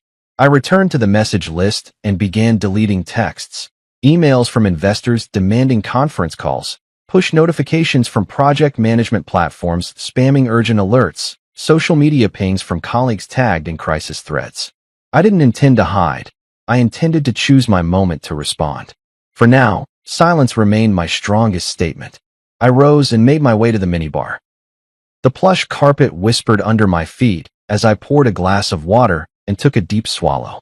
With my reflection in the mirror, dark circles under my eyes, expression calm but hawk-like, I felt something shift inside me. The faceless majority of my life had been reduced to panic-stricken pleas. Now the world would bend to meet the consequences of its own arrogance. Just then, my lawyer's name popped up. I answered. They've seen it, I said, voice steady. Funds are frozen. Aspen retreat canceled. Lounge renovations terminated. Who's next? He inhaled sharply. Board's convening an emergency meeting at 9. Mira is calling a special session of investors this afternoon. They're scrambling to find liquidity. I let the silence stretch. Good. Minutes later, another call came through Marla. She'd never sounded so tentative. Are you okay? She asked, voice cracking. Everyone's in meltdown. I'm fine, I replied. Meet me in the lobby in 30. She hesitated. What do you want? Answers. I hung up without another word. I showered quickly, the hot water washing away the residue of sleepless nights more effectively than any shampoo. In the mirror, I studied my face, marked by determination. By the time I stepped into the lobby, I wore not just a suit, but the armor of conviction. Marla waited by the front desk, her eyes red-rimmed, makeup smudged in places. She straightened when she saw me, lips parting in a silent question. I offered a small nod and steered her toward the seating area. Plush armchairs faced a low table strewn with business magazines. I sat. She perched on the edge of the chair opposite me, hands twisting in her lap. Marla, I began, voice low but clear. Why didn't you stand up for me? When Dorian ordered security to haul me out, you let it happen. Her gaze dropped. I'm sorry. I felt powerless. Dorian threatened to fire me if I did anything. Mira made it worse by not saying a word. You did nothing. I leaned forward. You saw the look on her face. You saw the gutting of everything I built. You stayed silent. Her eyes met mine, brimming. I know. I was scared. But I'm scared now, too. The board's in an uproar. Investors are threatening to pull out. Dorian doesn't know numbers. He never has. And Mira, she's lost control. A slow satisfaction spread across me. Good. She blinked. What are you going to do? I closed my eyes, picturing the spreadsheet summaries in the final folder, the invoices, the wire transfers, proof in my own hand that I had been the company's backbone. We're going to create a bridge loan, I said. I'll authorize a $20 million interim facility to keep them afloat until they find new financing. But there are conditions. Marla's shoulders tensed. What conditions? I opened my eyes. First, Mira steps down as CEO. She can take an advisory role, but no operational control. Second, Dorian's contract is terminated. He'll leave with a negotiated severance. Third, the board composition changes. I get 2 seats, including the chair of the audit committee. And fourth, we bring in an independent financial controller, someone with no ties to the old regime. She gasped. That's drastic. It's necessary, I said. They humiliated me publicly. They erased my contributions. They can't be trusted with my money unless they agree to these terms. Tears slid down her cheeks. I'll tell them. I rose and offered a hand. Thank you, Marla. You're doing the right thing. She nodded, accepting my hand. I always believed in you, she whispered. I just never knew how to show it. In that moment, compassion softened the sharp edges of my resolve. I squeezed her hand. Then show it now. She stood and walked back toward the front desk, shoulders squared. I watched her go, then turned to the windows overlooking the street. The city moved on, unaware of the shifting power dynamics inside this hotel. Soon, every executive in that building would be reading my terms, scrambling to preserve their own positions. I returned to my room and poured another glass of water. The phone buzzed again, this time with a message from my lawyer. Draft agreement attached. Sign and return to counsel. I scanned the document. Lines of text laid out my conditions, my demands, my assertions of rightful authority. I signed in the signature block with a flourish. Then I took a deep breath, feeling the promise of renewal in every cell. Outside, the morning sun climbed higher, banishing the shadows. I had initiated the fallout. Now I would oversee the settlement. The balance of power had shifted, and no one would mistake my silence for surrender again. I finished my water, pocketed the phone and the signed agreement, and stepped toward the door. Today, they would negotiate with the man they tried to humiliate. Today, I reclaimed not only my money, but my dignity and my future. And as I opened the door and walked into the hall, I carried with me the quiet certainty that I would never again be invisible in a world I helped create. The knock at the door came just after dinner, sharp against the hush of the hotel corridor.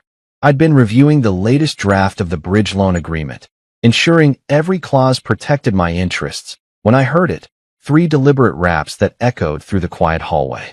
My heart skipped. I hadn't expected anyone but Marla or my lawyer to seek me out so soon. When I opened the door, the corridor's golden light framed Myra's silhouette. Her hair was pulled back in a loose bun, strands escaping like tendrils around a storm cloud. She wore no makeup, and the puffiness around her eyes spoke of tears shed long before this moment. She began, her voice trembling, unsure, forfeiting the composed eloquence she once wielded on stage. I stepped aside and gestured toward the room, though my posture remained rigid. She crossed the threshold as though it were a tightrope, each step measured, uncertain. She paused in the center, gaze flitting around the minimalist decor as though expecting surprises or traps. I closed the door behind her. The foyer light cast her in soft relief, illuminating both her vulnerability and my resolve. I watched her swallow, her Adam's apple bobbing. "I didn't think you'd actually do it," she said finally, voice small. The accusation and the apology tangled together, raw and half-formed. I said nothing, instead closing the distance between us in 3 strides and dropping my briefcase onto the sofa. It landed with a thud that underscored the gravity of our new reality. She took a step back, eyes wide. "I'm sorry," she whispered. "I didn't know how to stop it." The words felt thin, like an umbrella in a hurricane. I folded my arms, mouth a hard line. "You didn't try," I said. "You let them treat me like a stranger in my own marriage." Her lips trembled. She raised a hand as if to touch my arm, then paused. "I was ashamed," she admitted. "I felt helpless. Dorian, he had all the pull. He made everything glamorous and exciting. When he told security to throw you out, I couldn't move." I closed my eyes, recalling the flush of embarrassment at the party, the cold grip of the guards, the hush that followed. My chest ached with the old wound. "Shame is only powerful if you let it stay inside you," I said. "You hid your shame behind my silence." She nodded, tears slipping down her cheeks. "I was dependent on you," she confessed. "I built my brand on your labor. I used your money, your expertise, your name. And then I was terrified of losing it all if I spoke up." Silence stretched between us, taut as a drawn bow. I studied her, every quiver of her lip, every flicker in her eyes, and realized I'd never seen her so exposed. The public persona had crumbled, revealing the woman beneath, flawed, regretful, desperate for redemption. Yet even in her vulnerability, I found no comfort. "I erased you," she whispered, voice barely above a breath. "I erased the man who held up my world." I exhaled, letting the tension drain from my shoulders. "You erased me in front of everyone I cared about," I replied. "That cuts deeper than any company account freeze." Her gaze dropped to the carpet. She seemed to shrink within the space, as though she wished to disappear. Then she lifted her head, resolve kindling in her eyes.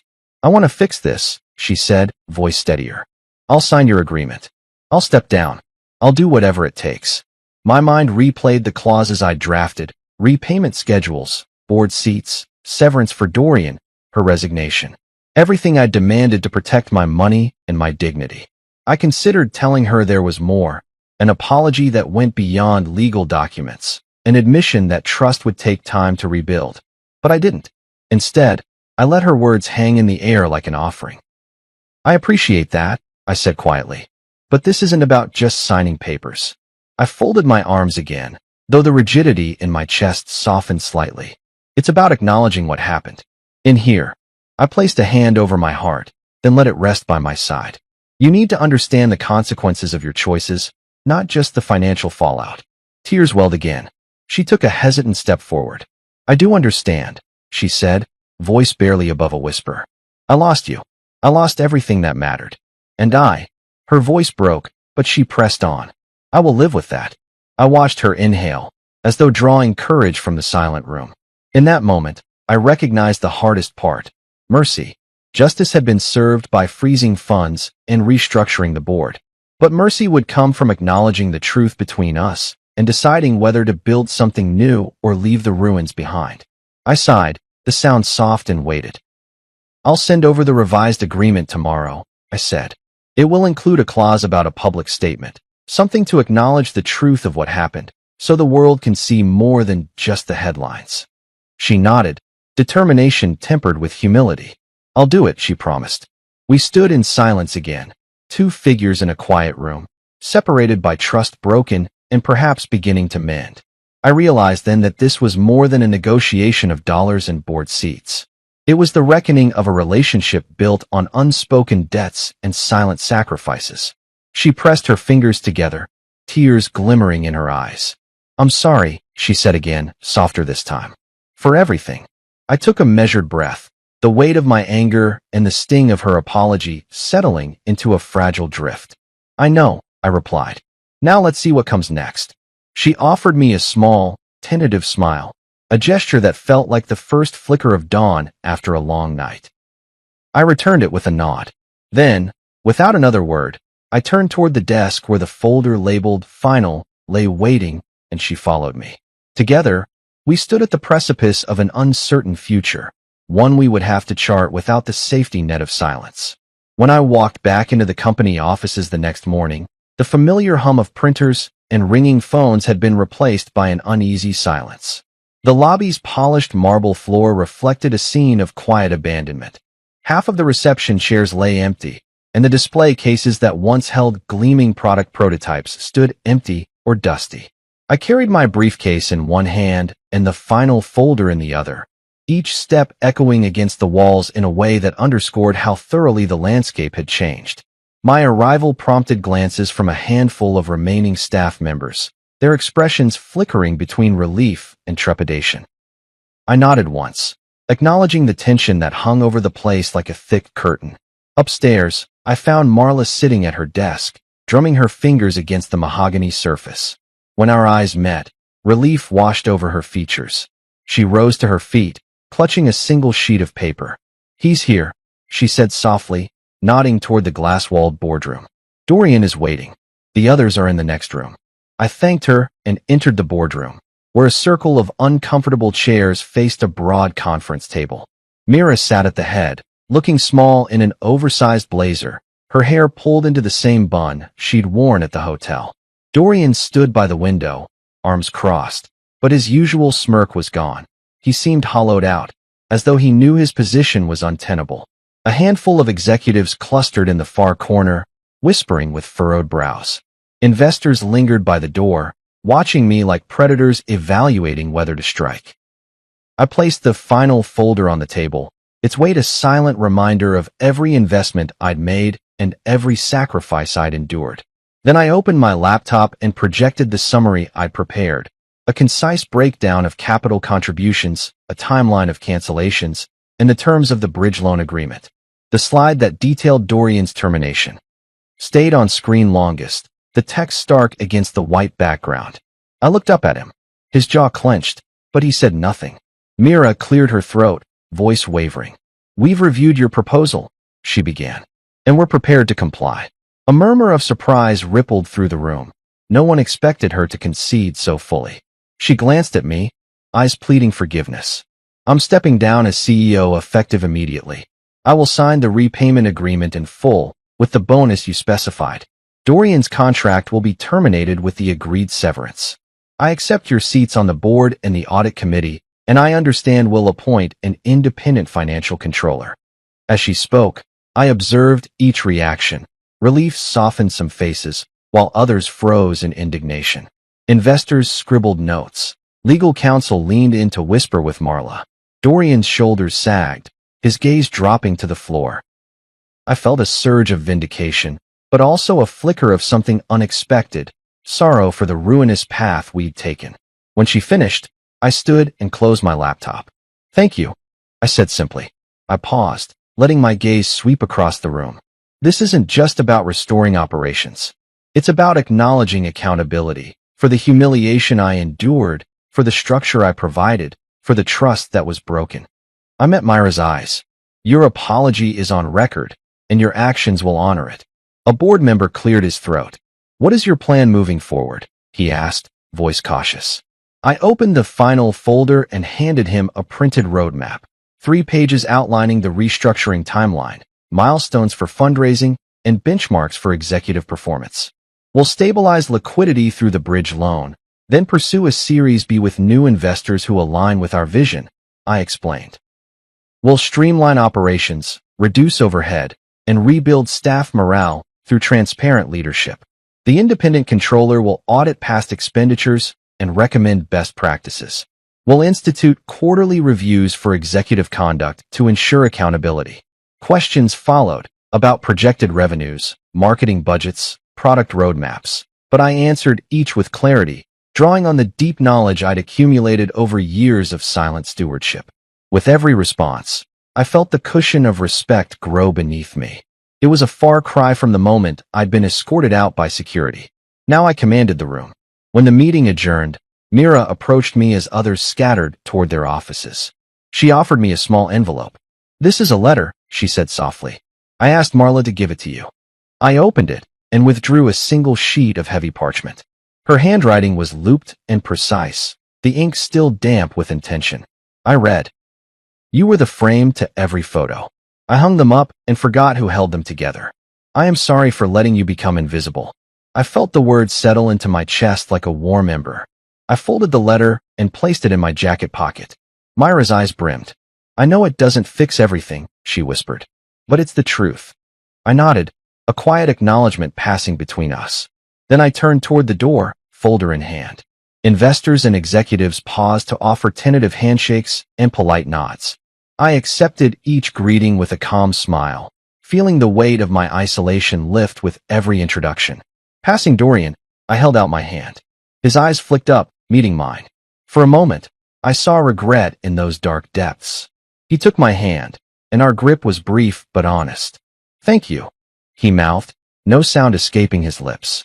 Outside the boardroom, I inhaled deeply, the recycled office air tasting sweeter now that we'd confronted the past. The halls felt alive again, as though the company had exhaled after a long nightmare. Staff members re-emerged from corners, some offering shy smiles, others nodding in respect. Marla caught my eye and gave a small thumbs up. Her loyalty had endured through fear, and now it shone in her quiet confidence. I paused at the reception desk and watched the prototype displays, a new line of wearable tech humming with potential. In that moment, I realized that the true reckoning wasn't simply the money I reclaimed or the board seats I secured. It was the restoration of integrity. We had stripped away the facade and discovered that beneath it lay purpose and promise.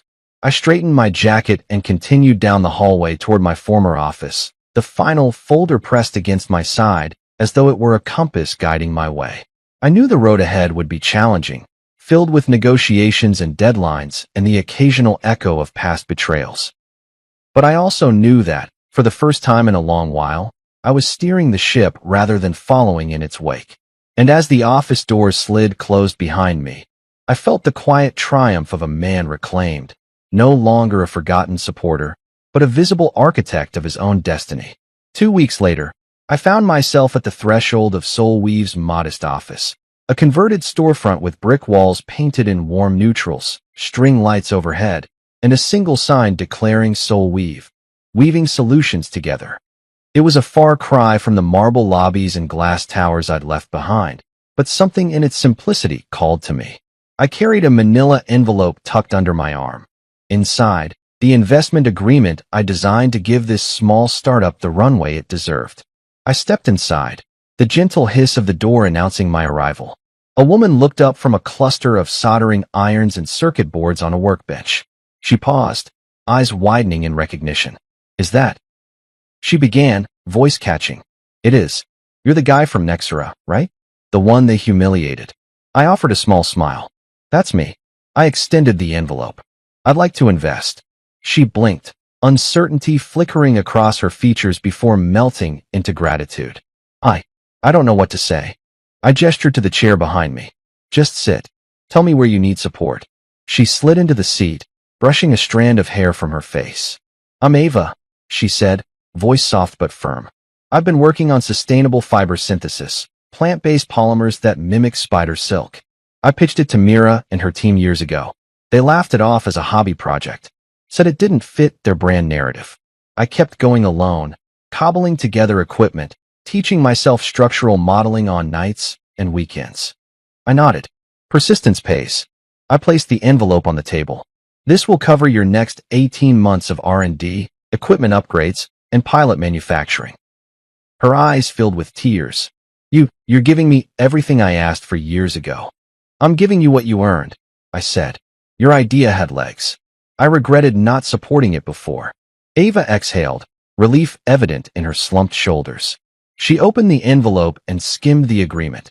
Terms fair, no hidden clauses, interest rates designed to foster growth rather than extract profit.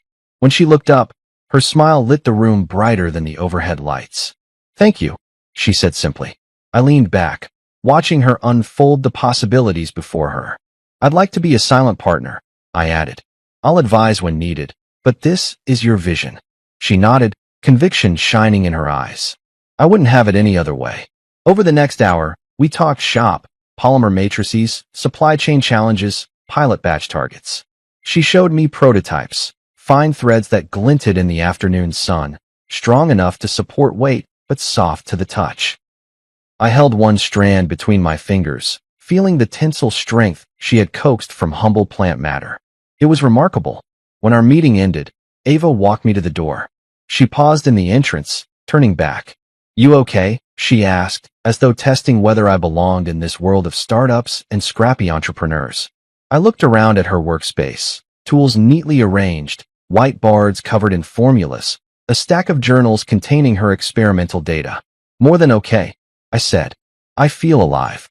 She smiled, and I realized it was the first genuine smile I'd seen from anyone in weeks, untainted by fear or obligation, born of gratitude and shared purpose. I slipped out into the street, the sun warm on my back.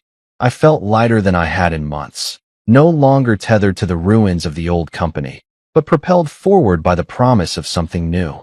Over the next several days, I checked in on SolWeave's progress. Ava sent weekly updates. Images of new reactor prototypes, video clips of fiber strength tests, notes on regulatory filings. Each email carried an undercurrent of excitement, reminding me of the thrill I once felt helping build Myra's company. But here, every success was shared, every challenge met with collaborative problem-solving rather than ego-driven directives. One morning, I walked into Ava's lab unannounced. She looked up from the microscope and grinned. "Hey, you," she said. "I was just about to run fiber alignment tests. Want to see?" I nodded eagerly. She invited me to a workbench where a small spool of fiber awaited. She threaded it through a digital tensiometer and with a flourish pressed start. The device hummed, measuring tensile strength as the fiber stretched. The readout climbed higher than previous tests. Ava raised her eyebrows in triumph. "That's over 1.2 gigapascals," she said. "Stronger than steel." I whistled softly. "You've done it." She looked at me, pride shining in her eyes. "We did it." Her use of "we" resonated deep within me. I realized that I was no longer the isolated financier or the sidelined husband. We were partners, collaborators. I smiled, feeling the warmth of true camaraderie. That evening, as I walked back to my studio apartment, I reflected on how different this felt from my life with Mira. There were no boardrooms, no orchestrated presentations, no empty applause. There was only purpose, mutual respect, and the quiet satisfaction of shared achievement. I pulled out my phone and drafted a text to Marla, who'd become one of my few confidants, invested in SolWeave. "It feels right." I pressed send and slipped the phone into my pocket. The city lights flickered on around me, but they no longer represented the hollow glamour of a world that had rejected me. Instead, each one was a beacon, a reminder that there were untold stories waiting for someone to believe in them. And as I strolled through the neighborhood, I understood that I wasn't just escaping Myra's world. I was weaving a new one, thread by thread, powered by integrity, respect, and the unwavering belief that true success is built together. I glanced down at my phone as I stepped into the modest cafe, the worn leather case feeling warmer against my palm than any boardroom's polished countertop. Mira was already seated at a small, round table by the window, the morning light catching the gold flecks in her coffee and the tear tracks still faint on her cheeks. I lowered myself into the chair opposite her, setting the briefcase between us like a barrier I intended to keep sturdy. For a moment, neither of us spoke. The bustle of baristas and the hiss of espresso machines filled the space, but around our table everything felt hushed, as though time had paused to witness this meeting. Mira reached out and folded her hands on the table, fingers trembling slightly. "Thank you for agreeing to meet me here," she said, voice steadier than I would have expected. I nodded and retrieved the legal papers from my briefcase, their crisp pages outlining the repayment terms for the $97 million I'd frozen. The ink was still fresh. I slid the documents across to her, watching them land with a soft flutter. "These are the final terms," I said. $97 million plus a 10% bonus, to be repaid over the next 2 years, interest-free. You step down, relinquish your equity in operational control, and I receive the board chair position. She picked up the top sheet and ran her fingertip along the signature line. Her gaze flicked up at me, meeting my eyes with an intensity that reminded me of early days when we'd shared a single laptop and a single dream. "I understand," she whispered. "I'll sign." She paused, pen poised like a reluctant bird about to take flight. "But before I do, I need to say something more." I leaned back, maintaining my stillness as she took a breath. "I don't expect this to fix everything," she said, voice soft but determined. "I know I destroyed your trust, and I can't undo that. But I want you to know that I finally see the cost of my ambition. I lost sight of who you are and what you gave me. I hung the pictures of our success on the wall and forgot who built the frame." Her words landed in my chest like a fist wrapped in velvet. I felt the tension loosen slightly, though I kept my expression unreadable. "Your apology is noted," I said. "What matters now is action. The world needs to know the truth." She nodded and slid the repayment and resignation papers toward me, signing them with controlled strokes. Then she reached into her purse and withdrew another document, a short public statement, drafted on my instructions. It read, "To our community, I acknowledge that I relied on my husband's unwavering support and unfounded sacrifices to propel this company forward. I apologize for the harm caused by my silence and mistreatment. I stepped down to make amends and ensure transparency moving forward." Mira handed me the signed letter, her hand lingering on the edge of the table. "Will you release these tomorrow?" she asked. "Yes," I replied. "I'll publish at 8 a.m. Eastern." The clatter of cups and the murmur of conversation around us resumed its normal rhythm, and the moment of stillness faded. We both looked out the window, watching pedestrians pass along the street, oblivious to the seismic shift our agreement would trigger. She folded her hands again. "I don't know who I am without the title," she confessed, voice fragile. "But I want to learn." I studied her, bruised but resolute, humbled yet hopeful. "Then learn," I said. "Take responsibility. Find a new purpose. I'll withdraw my support for extending operations in your direction, and you can forge your path from scratch." She nodded, tears welling once more, and offered a faint smile. "Thank you," she said, voice thick with gratitude. I remained silent, allowing the weight of our exchange to settle between us. The cafe's atmosphere felt lighter now, as though honesty had lifted a cloud. I stood, gathering the signed papers and my briefcase. As I walked away, I heard her call my name. I paused, turned, and she mouthed, "Good luck." I offered a curt nod and stepped into the sunlight of a future no longer defined by shared illusions, but by the clarity of truth and the promise of new beginnings. I moved into my new studio apartment the day I finalized the last of the company documents, 10 feet by 12, with a window overlooking a brick courtyard. The air felt different here, lighter, as though it carried room to breathe rather than the stale heaviness of boardroom politics. There were no receptionists to impress, no assistants to fetch coffee, just blank walls waiting for me to leave my mark. I carried in a single cardboard box containing essentials: a laptop, notebooks, my favorite fountain pen, and the silver bracelet I'd meant to gift Mira. I placed the box on the hardwood floor, paused, and then set it aside unopened.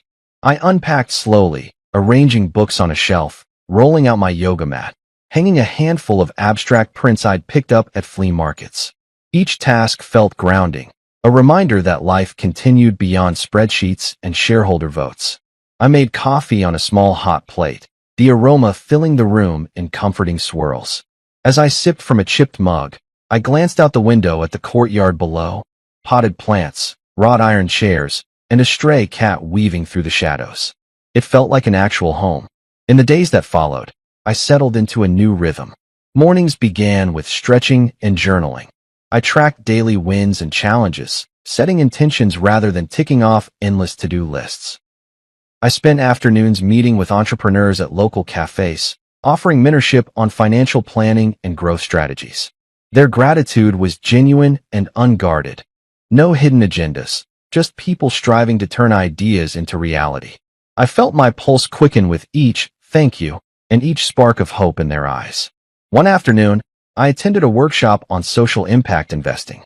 The organizer introduced me to a network of investors focused on clean energy, social housing, and educational startups. Their values aligned with mine, profit intertwined with purpose. I spoke passionately about SoulWeave's sustainable polymers and offered insights from my own experiences.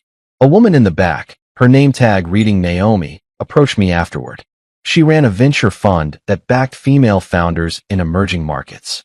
"We need someone with your integrity," she said, handing me her card. "Let's talk." That evening, I returned to my studio, heart alight with possibility. I brewed tea and opened my laptop, drafting an email to Naomi outlining potential collaborations. The silver bracelet sat on the desk beside me, a relic of a past chapter. I reached out, touched the cool metal, and slid it into a drawer. Some gifts are better held for oneself, as reminders of lessons learned rather than unfulfilled promises. News of Myra's empty office filtered to me via a brief text from Marla, photo attached. "Your gift still sits on her desk." I clicked the image. The dark mahogany desk gleamed under soft overhead lights, the unopened box positioned near the center. I stared at it, but the urge to respond vanished. Instead, I tapped a quick reply. No reply needed. That night, I dreamed of boardrooms dissolving into open fields, of colleagues transformed into curious students, and of a man unbound by titles. I woke before dawn, heart steady, and slipped on running shoes. I jogged through the silent streets, the city's pulse a low hum beneath my feet. When I returned, sweat cooling on my skin, I poured water into a glass and sat by the window. The apartment felt alive with fresh possibilities. Over the next weeks, I balanced mentoring sessions with new investment discussions. I listened more than I spoke, asking questions that helped others find their own solutions. I learned as much from them as I shared. Each connection reinforced the belief that success is not measured in headlines or high-rise offices, but in the One impact morning, you inspire. an envelope arrived at my door, a letter from Mira. My hand hesitated before I opened it. Inside was a single sheet of stationery, the same gold-flecked paper she once used for press announcements. Her handwriting was smaller now, unhurried. She wrote that the company had reorganized under new leadership, that she was exploring philanthropic work, and that she hoped, someday, we could reconnect without the weight of past mistakes. She closed with, "I wish you peace." I folded the letter and placed it beside the drawer where the bracelet rested. I didn't reply. In that moment, I recognized that closure can come without closure, acceptance without reconciliation. I stood, walked to the drawer, and slid it closed. The studio was quiet but full, every corner reflecting the man I'd become. I poured another cup of coffee, settled into my favorite chair, and opened my laptop. On the screen, an email draft to Naomi awaited. I typed a subject line, collaboration opportunity. Below, I began outlining ideas for a joint fund to support social enterprises. My fingers moved with purpose, guided by experience and tempered by humility. And so I continued, no longer the silent supporter in the shadows, but a visible architect of positive change. The world had forgotten me once, but in rediscovering myself, I realized that I never needed their applause to prove my worth. My conviction, integrity, and quiet determination were applause enough. Tonight, as streetlights flickered on and the city settled into darkness, I felt genuinely at home in my own skin and ready for whatever came next.